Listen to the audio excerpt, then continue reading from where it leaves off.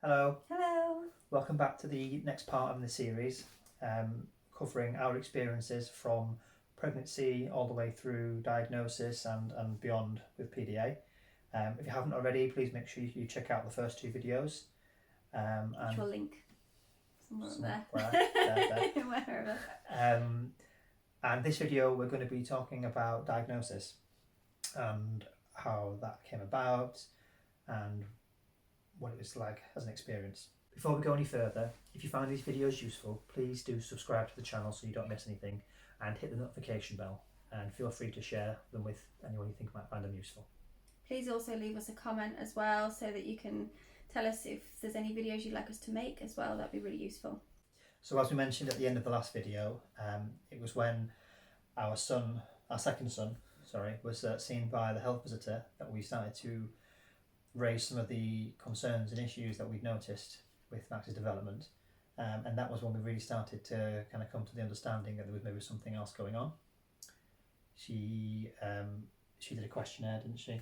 She did a form where she filled out, I think it was to do with emotional and social skills, and he scored quite high on those.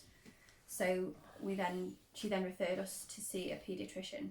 This took a really long time. I think it was 18 months to 2 years to see this one paediatrician. So we felt very alone, and like we were going a bit crazy, and that we had no idea what was going on. And every time we thought we might have figured out what was going on, he wouldn't quite fit the profile, so there would be some things that he would tick the box off and go, oh, okay, maybe that's it, but then he wouldn't. And even when we started looking into autism, he could speak really clearly, and he gave eye contact. And he could be sociable. So anybody you'd raise this to and go, maybe he's autistic, or well, he can't be autistic because autistic people can't speak very clearly and they don't like social interactions, and all these things that to the general population is what autism is.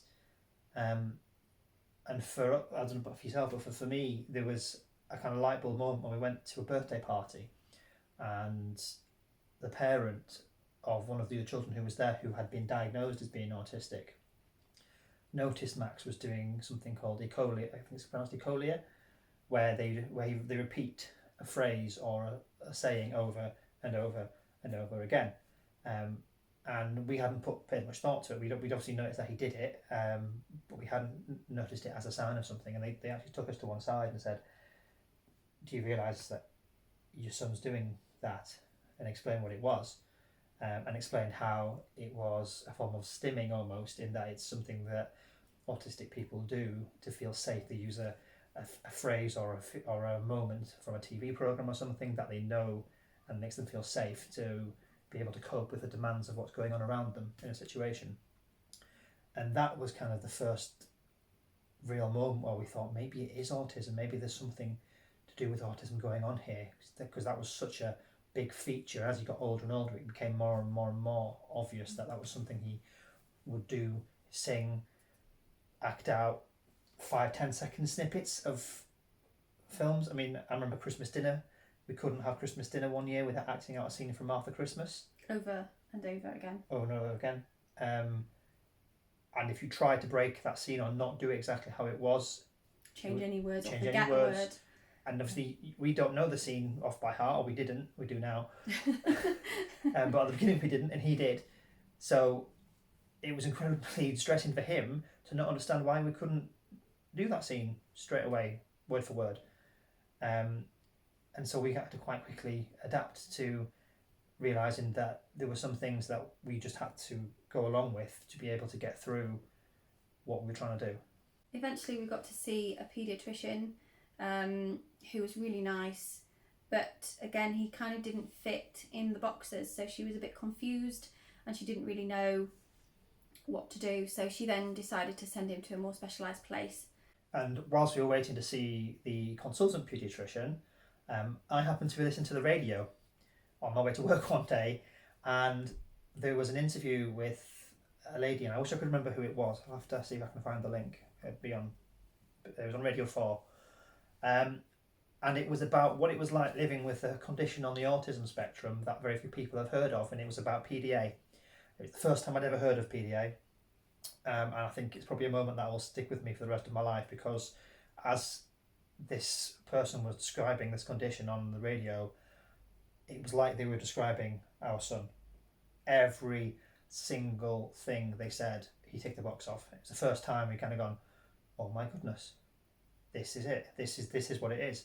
And I remember sending you the link to it and saying, look at this, read this, and we were in agreement that this is what, you know, this ticked all the boxes. This is what it is, and that was really the start of our journey into understanding what PDA is, and led us to where we are now. Absolutely. Finally, we saw the consultant, who was really lovely and spent time with Max, and she was so understanding, and I could have cried in the whole appointment, because she was like, it's not you, it's nothing you've done, you know, you're good parents to come here and do all this, and you know, she really helped to understand what was wrong and what PDA was.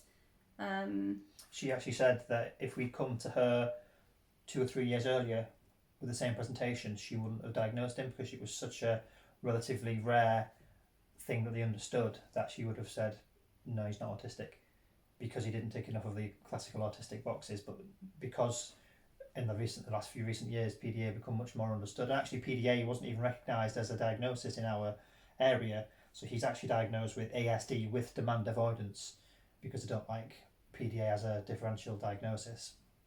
And it was the conflict of emotions that you feel at that diagnosis, the relief that you're not crazy, and you're not making all this stuff up, that you're not a bad parent, you're not doing him harm, all those things. And also the grief that you feel for the future that you imagined for your child that you've lost.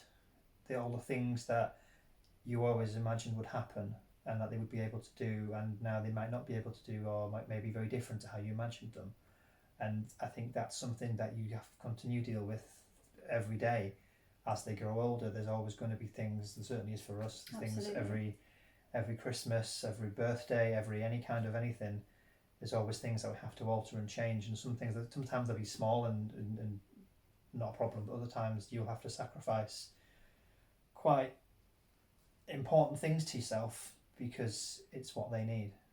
And the challenge when you've got 2 children or more children is to find a balance between sacrificing the things they need but also not letting it affect you, the child, and that's an incredibly difficult balancing act to go down. Absolutely. Little did we know that once we had this diagnosis, obviously we would still have nursery and school and the future to go to fight through. So we'll be covering those topics in the next few videos. Thanks very much for watching. Hope you found that useful. If you haven't already, make sure you check out the previous entries in this series and subscribe, hit the notification bell so you don't miss the next upload, which should be on nursery. See you next time. Bye. Bye.